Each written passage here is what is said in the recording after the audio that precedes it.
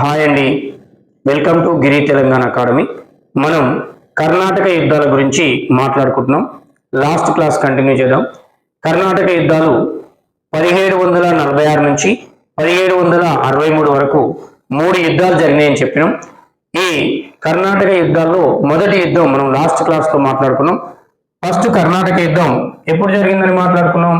1746 నుంచి 1748 మధ్య తొలి కర్ణాటక యుద్ధం జరిగింది.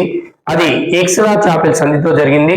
మొదటి కర్ణాటక యుద్ధానికి కారణం ఏమనుకున్నాం అంటే యూరోప్ లో జరిగినటువంటి ఆస్ట్రియా వారసత్వ యుద్ధ పరంగా ఈ భారతదేశంలో కర్ణాటక యుద్ధం జరిగిందని చెప్పుకున్నాం. మరి ఈ రోజు రెండవ కర్ణాటక యుద్ధం గురించి మాట్లాడుకున్నాం. ఈ రెండవ కర్ణాటక యుద్ధం 1749 నుంచి 55 మధ్య జరిగింది. ఈ యుద్ధం యూరప్ తో సంబంధం లేకుండా చాలా చాలా ఇంపార్టెంట్ నాన్న. యూరప్ తో సంబంధం లేకుండా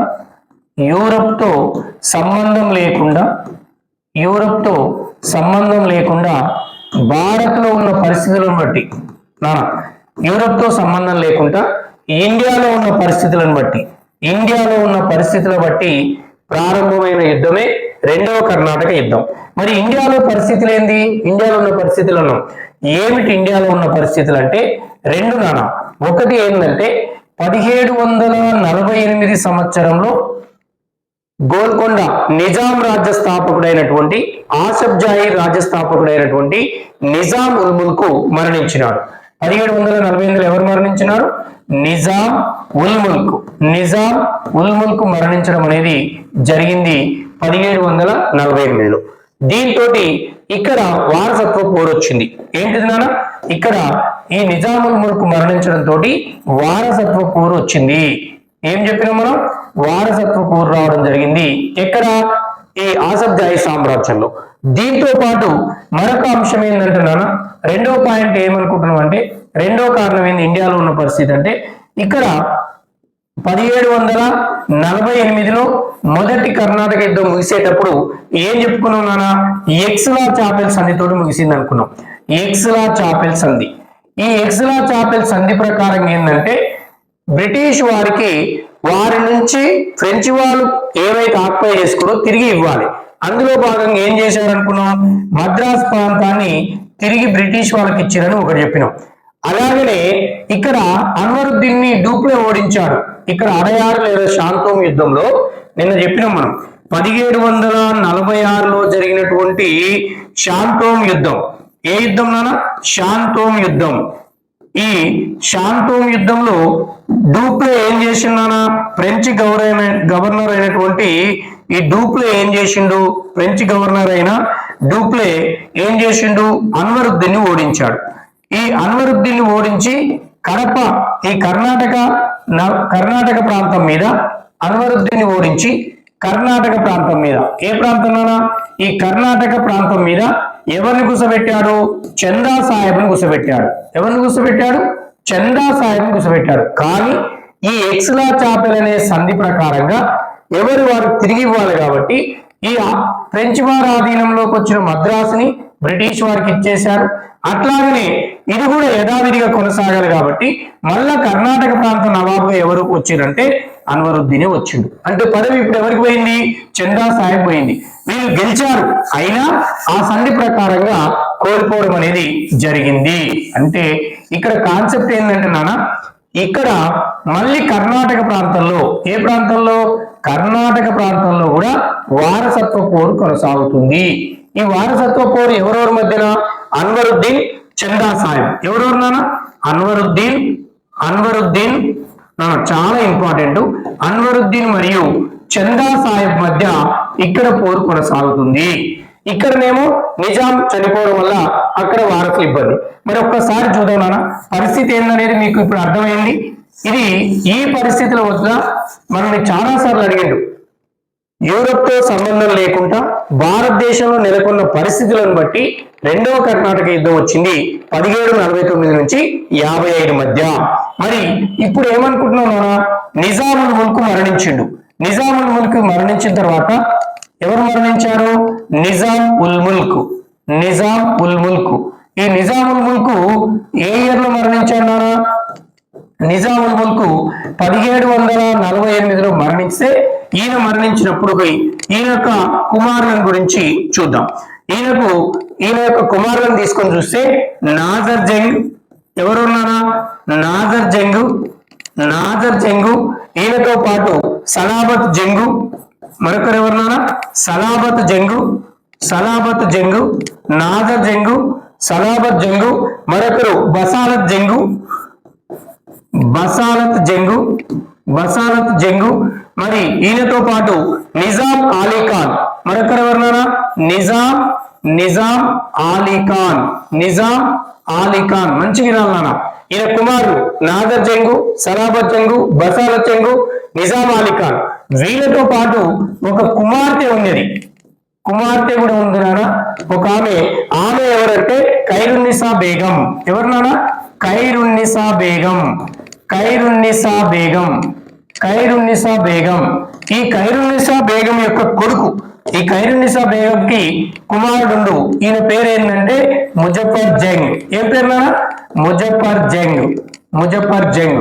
శ్రద్ధగా వినండి, చాలా చాలా ఇంపార్టెంట్. ఇక్కడ చూడండి నాన్నయ్య, ఇప్పుడు ఏమైందంటే ఇతను మరణించిన తర్వాత వారసత్వ ప్రకారంగా పెద్దవారైనటువంటి నాజర్ జంగ్ సింహాసనం మీద కూర్చోవాలి. ఇది అక్కడ ఉన్న సిచ్యువేషన్. కానీ ఇక్కడ ఏమైందంటే నాజర్ జంగ్ ఒకసారి తండ్రి బతుకుండగానే అతని మీదకి దండయాత్ర చేసాడు అధికార కాంక్ష తోటి. ఒకసారి ఆ విషాద సంఘటన, అంటే నేను జీవించుండగానే నా కొడుకు అధికార కాంక్షతోటి నాపై ఎదురు తిరిగాడని ఆ విషాదాన్ని, ఆ బాధని తన కుమార్తె అయినటువంటి ఖైరున్నీసా తోటి పంచుకోవడం జరిగింది. ఎవరితోటి పంచుకున్నారా? ఖైరున్నీసా తోటి పంచుకోడు. ఆ సమయంలో ఆ విషాదంలో కొంత మత్తు పానీయాన్ని కూడా ఉంచుకునేవారంటే నిజాముల్ ముల్క్.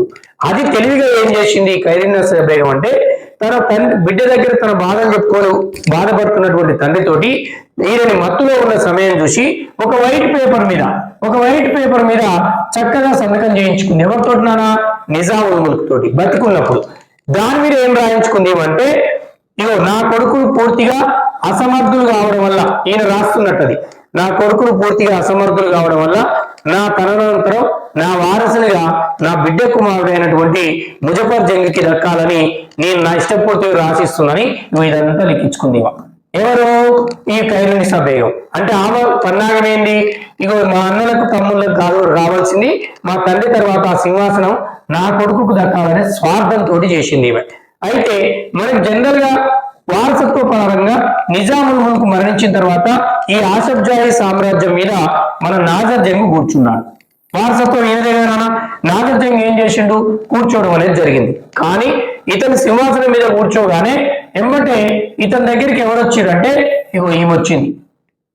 అన్నయ్య, నువ్వెట్లా సింహాసనం మీద కూర్చుంటావు? ఈ సింహాసనం దక్కాల్సింది నా కొడుకు కదా అంది. అదేంటి? తండ్రి తర్వాత పెద్దవాడిని, కుటుంబ పెద్దని, వారసత్వంగా నాకే వస్తుంది కదా, అది నువ్వు ఎట్లా మాట్లాడుతున్నావు అని అడిగితే అప్పుడు ఈమె ఈ చిట్టి చూపించింది. ఈయన అన్నాడు, మామగారు, మీ నాన్నగారు, మా తాతగారు నాకు ఇచ్చారు కాబట్టి ఈ సింహాసనం నాదే అని వీడు వారసత్వానికి పోటీకి దిగాడు. ఇప్పుడు ఇక్కడ మీకు కాన్సెప్ట్ అర్థమైందా నాన్న? నిజాముల్ ముల్క్ మరణించిన తర్వాత ఆసఫ్జాహీ సామ్రాజ్యం కోసం, ఇక్కడ శ్రద్ధగా వినండి, చాలా ఇంపార్టెంట్. ఇక్కడ ఒకటేమో నిజాం రాజ్యం. ఈ నిజాం రాజ్యానికి పోటీ పడుతున్నటువంటి వ్యక్తులు ఎవరు అంటే నాజర్ జంగ్. ఎవరున్నారా? నాజర్ జంగ్ మరియు వర్సెస్ ముజఫర్ జంగ్. నాజర్ జంగ్ వర్సెస్ ముజఫర్ జంగ్. ఇక కర్ణాటక రాజ్యం, ఈ కర్ణాటకకి వచ్చేసినట్లయితే ఇక్కడ ఇద్దరు ఎవరంటే అన్వరుద్దీన్ వర్సెస్ మరొకరు ఎవరు? చందా సాహెబ్. అన్వరుద్దీన్ వర్సెస్ చందా సాహెబ్. ఇక వీళ్ళు ఇక్కడ పోటీ పడుతున్నారు. అయితే ఇక్కడ ఏంటంటే నాన్న, ఈ ముజఫర్ జంగ్కి చందా సాహెబ్కి, ఈ ముజఫర్ జంగ్ చందా సాహెబ్ ఇక్కడ టీములు ఏర్పడ్డాయి. ఒకసారి నాన్న, ఇక్కడ చాలా ఇంపార్టెంట్ టీములు. ఇప్పుడు ఇది వారసత్వ గొడవలు ఉన్నాయి. ఇప్పుడు ఇందులో ఏంటంటే నాన్న, ఫ్రెంచ్ వారు ఎటువైపు ఉన్నారు, బ్రిటిష్ వారు ఎటువైపు ఉన్నారు అనేది మన ఇంపార్టెంట్. ఇక్కడ ఫ్రెంచ్ ఎవరున్నానా డూప్లే. ఫ్రెంచ్ ఎవరు డూప్లే. ఈ డూప్లే ఎవరి వైపు ఉన్నాడు అన్నప్పుడు ఈ డూప్లే వైపు ఉన్నటువంటి టీంని ఒకసారి చూస్తేనా డూప్లే వైపు ఉన్నది ఎవరంటే ముజఫర్ జంగ్. ఎవరన్నారా ముజఫర్ జంగ్ ప్లస్ మరియు చందా సాహెబ్. ముజఫర్ జంగ్ మరియు చందా సాహెబ్. ఈ టీం ఎవరిది ముజఫర్ జంగ్ అండ్ చందా సాహెబ్ ఫ్రెంచ్ టీము. మరి బ్రిటిష్ వాళ్ళు ఇక్కడ రాస్తా చూడండి. బ్రిటిష్ వాళ్ళు ఎవరి వైపు ఉన్నారు ఈ బ్రిటిష్ టీం ఏంది అన్నప్పుడు మనం గుర్తుపెట్టుకోవాలి. ఈ బ్రిటిష్ వాళ్ళు వచ్చేసినారా ఈ బ్రిటిష్ టీం వచ్చేసి ఎవరు అంటే నాజర్ జంగ్ మరియు ఈయనతో పాటు అన్వరుద్దీన్. వీళ్ళు వచ్చేసి బ్రిటిష్. ఇప్పుడు ఈ రెండు వర్గాల మధ్య జరిగినటువంటి యుద్ధమే రెండవ కర్ణాటక యుద్ధం. అంటే ఈ వారసత్వ పోరంతో ఈ యుద్ధాలు జరిగినాయి. అయితే ఇక్కడ ఏంటంటే అప్పటికి మంచి తెలివైనటువంటి వ్యక్తి ఎవరంటే డూప్లే. ఈ డూప్లే ఏం చేసిందంటే తెలివిగా ఏం చేసిందంటే ఇక్కడ అన్వరుద్దీన్ మీద 1749లో ఈ కాన్సెప్ట్ అర్థమైంది కదా. ఇది ఇట్లా గుర్తుపెట్టుకోండి. ఒకసారి నేను మళ్ళీ క్లీన్ చేస్తున్నాను, శ్రద్ధగా గుర్తుండాలి. ఇప్పుడు ఎవరెవరు గొడవ ఎవరెవరు ఏ టీం అనేది మీకు చెప్పాను నేను. ఇప్పుడు 1749లో డూప్లే ఏం చేసిందంటే డూప్లే అంటే ఏ దేశం ఫ్రెంచ్. డూప్లే ఏం చేసిందంటే అంబూరు యుద్ధం. ఏ యుద్ధం ఇంపార్టెంట్ పేర్లు గుర్తుండాలి. అంబూరు యుద్ధం 1749లో డూప్లే అంబూరు యుద్ధం యుద్ధ అన్వరుద్దీన్ని హతమార్చినాడు. ఎవరిని హతమార్చాడు అన్వరుద్దీన్ని. అక్కడ తొలిసారి జరిగినటువంటి 1746 యుద్ధంలోనే ఓడించిండు అంతే. ఇక్కడ ఏం చేసిండా అన్వరుద్దీన్ని ఏకంగా ఓడించి కథం పెట్టేశాడు. అర్థమైందా? 1749లో డూప్లే అంబూరు యుద్ధంలో అన్వరుద్దీన్ని హతం చేసి ఇక చందా సాహెబ్ని కర్ణాటక నవాబ్గా ప్రకటించినాడు. అర్థమైందా? ఇక్కడ ఎవరున్నారా చందా సాహెబ్ని కర్ణాటక నవాబ్గా ప్రకటించాడు. ఏ నవాబ్గా? కర్ణాటక నవాబుగా ప్రకటించాడు. ఇది క్లియర్. అంటే 1749లో జరిగినటువంటి అంబూరు యుద్ధంలో ఏం చేసిందా అన్వరుద్దీన్ని డూప్లే ఓడించి ఇక మిగిలినటువంటి చందా సాహెబ్ని కర్ణాటక నవాబ్గా ప్రకటించింది. అంటే ఇక్కడ ఫ్రెంచ్ వాళ్ళు విజయం సాధించడం అనేది జరిగింది. ఇది ఒక వర్షన్. ఇక మళ్ళీ ఏం చేసిండనేది చూద్దాం ఒక్కసారి. ఇది ఒక వర్షన్ అయిపోయింది కదా. ఇప్పుడు ఈ డూప్లేనే ఏం చేసిండంటే అక్కడనేమో ఆ ప్లాన్ ఉంది. ఈ డూప్లే ఏం చేసిండంటే మళ్ళీ డూప్లే వైపు ఎవరుండ్రు ముజఫర్ జంగ్ ఉండు. కాబట్టి ఈయన ప్లాన్ గా ఏం చేసిండంటే ముజఫర్ జంగ్ని ఇప్పుడు అన్వరుద్దీన్ ఎప్పుడైతే ఓడిపోయి చంపబడ్డాడో అన్వరుద్దీన్ చంపబడగానే ఎంబటే ఏమైందంటే అక్కడ ఉన్నటువంటి ఆయన కొడుకైనటువంటి మహమ్మద్ అలీ తిరుచునాపల్లికి వారిపోయాడు. ఎక్కడికి వారిపోయాడు? అన్వరుద్దీన్ కుమారుడు. ఇక్కడ రాస్తా చూడండి. ఈ అన్వరుద్దీన్ ఉంటాడు కదా ఈ అన్వరుద్దీన్ మరణించినప్పుడు ఈయన యొక్క కొడుకుండు. ఆయన పేరు ఏంటంటే మహమ్మద్ అలీ. ఏం పేరు మహమ్మద్ అలీ.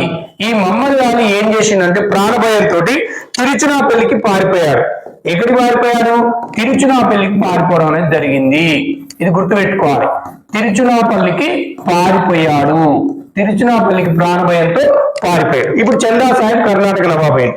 ఇక్కడ ఇదేమైందంటే చందా సాహెబ్ కర్ణాటక నవాబు రాగానే ఈ ముజఫర్ జంగ్ ఏం చేసిందంటే నన్ను పట్టించుకుంటలేరు, ఎంతసేపు ఆ కర్ణాటక మీద ఫోకస్ పెట్టింది డూప్లే, నన్ను పట్టించుకుంటలేరు, మా మామైన నాగర్ జంగ్ను ఓడిస్తలేడు, నన్ను ఎప్పుడు సింహాసనం మీద కూర్చోబెడతారు అని తొందర ఎక్కువైంది. ఎవరికి తొందర ఎక్కువైంది? ముజఫర్ జంగ్కి తొందర ఎక్కువైంది. ఎవరికి తొందర ఎక్కువైంది? ముజఫర్ జంగ్. ఈ ముజఫర్ జంగ్ గారు తొందరపడి ఏం చేసిండంటే అప్పుడున్నటువంటి కడప నవాబు ఉండేది ఒకడు. ఈయన కాలంలో ఒకడు కడప నవాబు. ఈ కడప నవాబు పేరు ఏంటంటే హిమ్మత్ ఖాన్.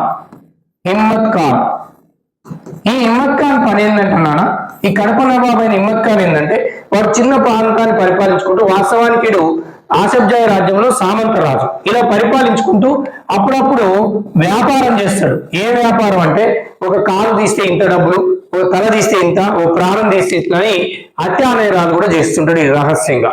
ఇది వీరి వ్యాపారం.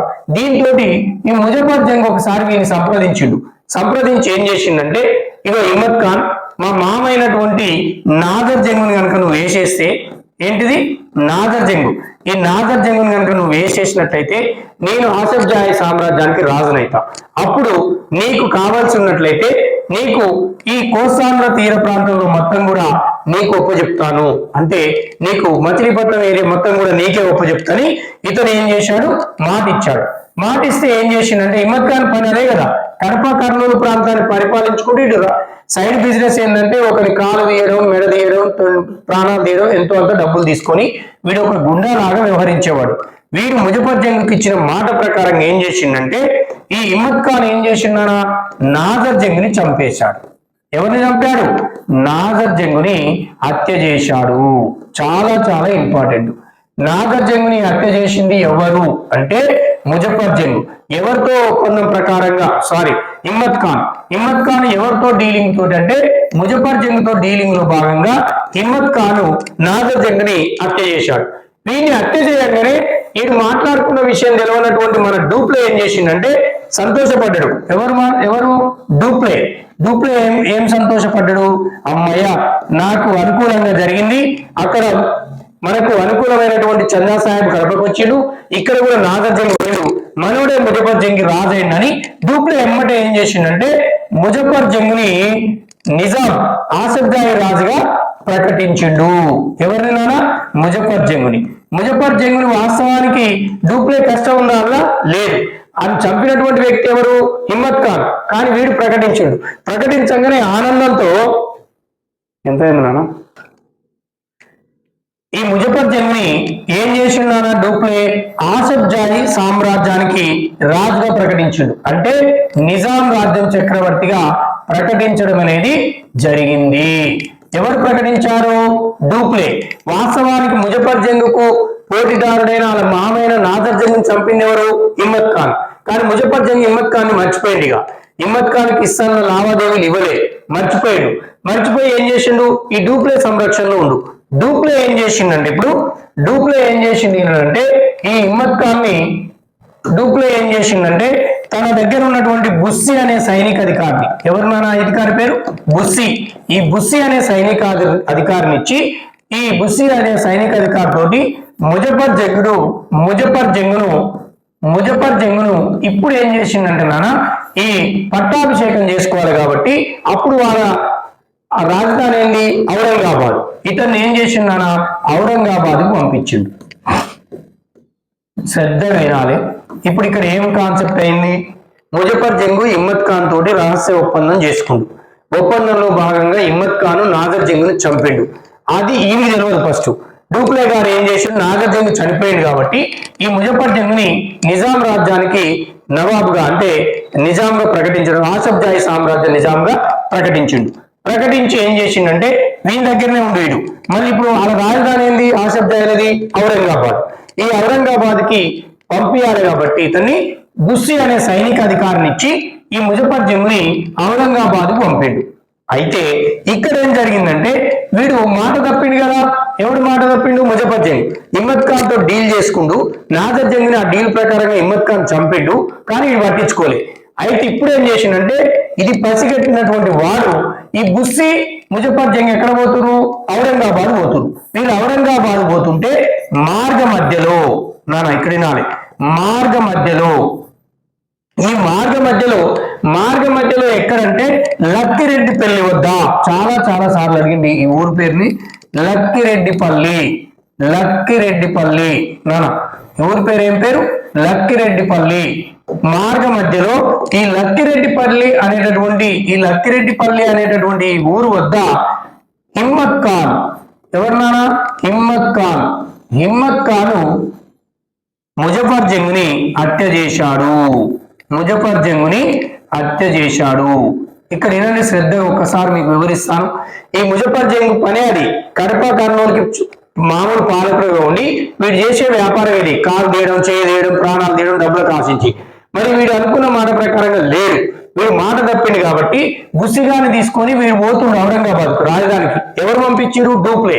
ఇది తెలుసుకున్నటువంటి హిమ్మత్ ఖాను వీడు ముజఫర్జంగ్ నన్ను అధికారం రాగానే నన్ను వదిలేసిండు, ఆ సింహాసనానికి ఆడ ఎక్కడానికి కారణం నేనే కదా, వాళ్ళ మేనమావైన నాజర్జంగ్ నేనే చంపిన కదా, అయినా వీడు నన్ను మర్చిపోయిండు, నేను అంతు చూడాలని చెప్పి ఈ మార్గ మధ్యలో లక్కిరెడ్డిపల్లి వద్ద అడ్డుపడి హిమ్మత్ ఖాను ఈ ముజఫర్జంగ్ని ఏం చేసిండంటే నిర్దాక్షిణ్యంగా చంపేసిండు.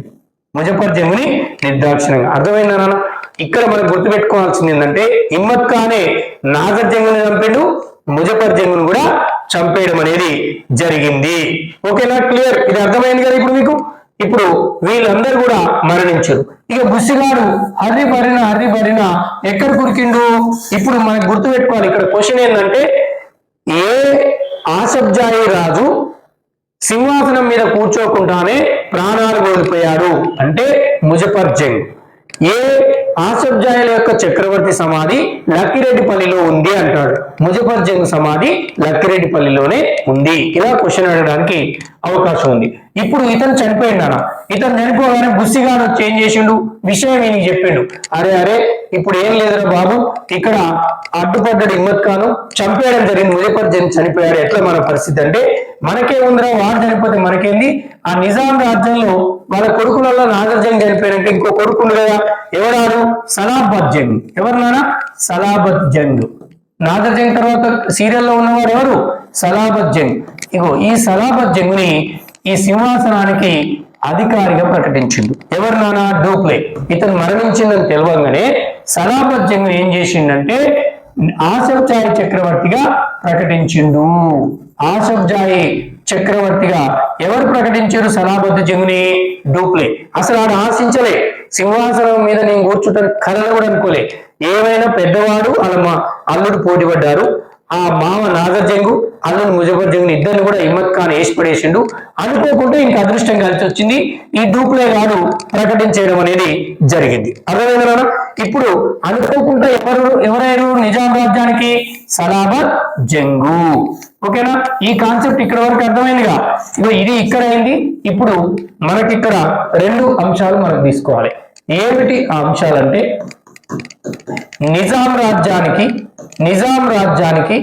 నిజాం రాజ్యానికి చక్రవర్తి ఎవరు ఇప్పుడు అంటే సలాబత్ జంగ్. ఇక తర్వాత కర్ణాటకకి, దేనికి నాన్న? కర్ణాటక. ఈ కర్ణాటకకి ఎవరు రాజు అంటే చందా సాహెబ్. ఎవరు నాన్న? చందా సాహెబ్. కర్ణాటక రాజెవరు? చందా సాహెబ్. ఇప్పుడు ఈ విధంగా మారింది అంటే ఇక్కడ మనకు అర్థమవుతున్న కాన్సెప్ట్ ఏంది నాన్న? రెండు ప్రాంతాలలో కూడా మన ఆలోచన ఏంటంటే ఈ నిజాం దగ్గర గాని కర్ణాటక దగ్గర గాని పైచేయి సాధించింది ఎవరంటే ఫ్రెంచ్ వారు. ఇది గుర్తుపెట్టుకోవాలి. ఈ ఫ్రెంచి ఎవరు? ఇక్కడ డూప్లే. ఎవరున్నారా?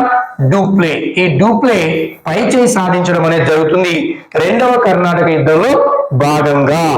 ఈ సందర్భంలో ఎప్పుడైతే బ్రిటిష్ వాళ్ళు ఓడిపోతారో అప్పటిదానికి ఉన్నటువంటి బ్రిటిష్ వాళ్ళు ఏం చేశారంటే రాబర్ట్ క్లైవ్ దించారు యుద్ధ భూమిలోకి. కొత్త వాళ్ళు తీసుకొచ్చి మనం ఓటమైతుందని బ్రిటిష్ నుంచి మరొకరు సైనికుడు వచ్చింది. ఎవరంటే రాబర్ట్ క్లైవ్. ఎవరు వచ్చిన్నారా? Robert Clive. ఈ రాబర్ట్ క్లైవ్ వచ్చి ఏం చేసిందంటే 1752లో, ఎప్పుడు నానా? 1752లో. ఈ 1752లో రాబర్ట్ క్లైవ్ ఏం చేసిందంటే ఆర్కాట్ యుద్ధాన్ని చేశాడు. ఏ యుద్ధం నానా? ఆర్కాట్ యుద్ధం. చాలా గుర్తుపెట్టుకోవాలి. ఈ యుద్ధం ఇంపార్టెంట్. కర్ణాటక ప్రాంతాన్ని ఆర్కాట్ అని కూడా ఆనాడు పిలిచేవారు. రాబర్ట్ క్లైవ్ ఎవరైనా బ్రిటన్ అధికారి. ఇక్కడ మొత్తం ఫ్రెంచ్ వాళ్ళు పైచేయి సాధించినాక రాబర్ట్ క్లైవ్ దించారు వాళ్ళు. రాబర్ట్ క్లైవ్ వచ్చి 1752లో ఆర్కాట్ యుద్ధం చేసి ఈ ఆర్కాట్ యుద్ధంలో కర్ణాటక లేదా ఆర్కాట్ నవాబ్ అయినటువంటి చందా సాహెబ్ని చంపివేశాడు. ఇక్కడ ఎవరుండ్రు? ఇక్కడ ఆర్కాట్ నవాబ్ ఎవరు? చందా సాహెబ్. ఈ చందా సాహెబ్ని చంపివేసింది ఎవరంటే ఈ రాబర్ట్ క్లైవ్. ఎవరు చంపేసినారా? Robert Clive. దీంతో చందా సాహెబ్ అంతా కాబడిండు. ఈ సందర్భంలో రాబర్ట్ క్లైవ్ ఒక బిరుదు వచ్చింది నాన్న. రాబర్ట్ క్లైవ్ వచ్చినటువంటి బిరుదు ఏంటంటే ఆర్కాట్ వీరుడు. ఏమని బిరుదు వచ్చింది? ఆర్కాట్ వీరుడు. మనకు అడుగుతాడు రెండో కర్ణాటక యుద్ధ సందర్భంగా రాబర్ట్ క్లైవ్ చేసిన యుద్ధం ఏంటంటే 1752 ఆర్కాట్ యుద్ధం. ఈ సందర్భంగా చందా సాహెబ్ ని హత్య చేసేసిండు. అప్పుడు రాబర్ట్ క్లైవ్ కు ఆర్కాట్ వీరుడనే బిరుదు రావడం అనేది జరిగింది. అర్థమైందా నాన్న? ఇదే సందర్భంలో ఇదే సమయంలో మీకు చెప్పిన ప్రారంభంలో బ్రిటిష్ వాళ్ళేమో ప్రైవేట్ కంపెనీ, ఫ్రెంచ్ వాళ్ళు ప్రభుత్వ కంపెనీ. ఇట్లాంటి సిచ్యువేషన్ లో ఏమైందంటే నాన్న, ఇట్లాంటి సిచ్యువేషన్ లో డూప్లే ట్రాన్స్ఫర్ అయినాడు.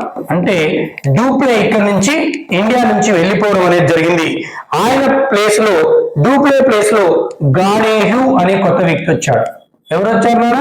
గాడేహ్యూ. ఇది కూడా మైనస్ వాళ్ళకి, ఫ్రెంచ్ వాళ్ళకి. డూప్లే పోయిండు. ఈయన ప్లేస్ లో గవర్నర్ గా వచ్చింది ఎవరంటే గాడేహ్యూ. ఇట్లాంటి సిచ్యువేషన్ లో యుద్ధ వాతావరణంలో తెలివైనటువంటి డూప్లేని ఫ్రెంచ్ వాళ్ళు అనవసరంగా వాళ్ళ దేశాన్ని పిలిపించుకొని ఆయన ప్లేస్ లో ఎవరు వచ్చారు?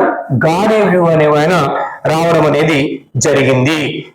ఈ సందర్భంలో ఎప్పుడైతే గాడేహ్యూ వచ్చాడో ఈ ఫ్రెంచ్ వాళ్ళ ఆధిపత్యం అనేది ఏమైంది? డౌన్ అయిపోయింది. ఎందుకు? ఇతనికి అవగాహన లేదు. ఈ సందర్భంలో పైచేయి ఎవరు సాధించారంటే బ్రిటిష్ వాళ్ళు పైచేయి సాధించడం అనేది జరిగింది. ఎందుకు? వీడు కథమైపోయాడు. అర్థమైందా? ఇక్కడ ఉన్న అధికారి ఎవరుండు వీళ్ళ తరపున అంటే బుస్సీ ఉండు. కానీ బుస్సీ ఈ మాట ఎవరినట్లేడు? ఈ గాడేహ్యూ వినట్లేడు.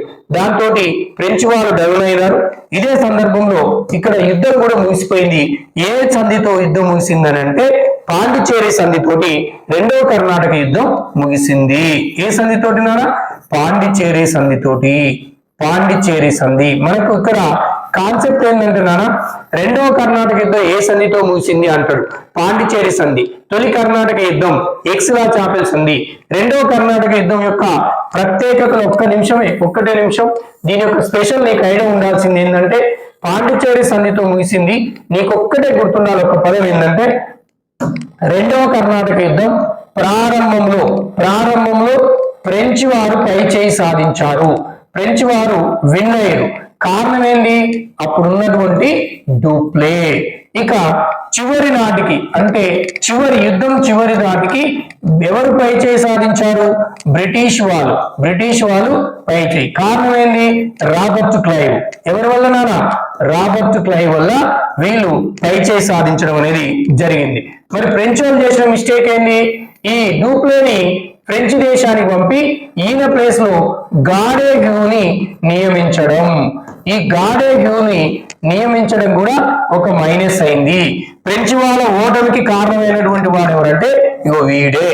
అర్థమైందా? ఈ గాడేహ్యూ వల్లనే ఫ్రెంచ్ వాళ్ళు ఓడిపోయారు. చివరికి ఏ సంధితో ముగిసింది నాన్న? పాండిచేరి సంధితోటి ఈ యుద్ధం ముగిసడం అనేది జరిగింది. రెండవ కర్ణాటక యుద్ధం పాండిచేరి సంధితో ముగిసింది. మరి నెక్స్ట్ క్లాస్ లో మనం మూడవ కర్ణాటక యుద్ధం గురించి మాట్లాడుకుందాం.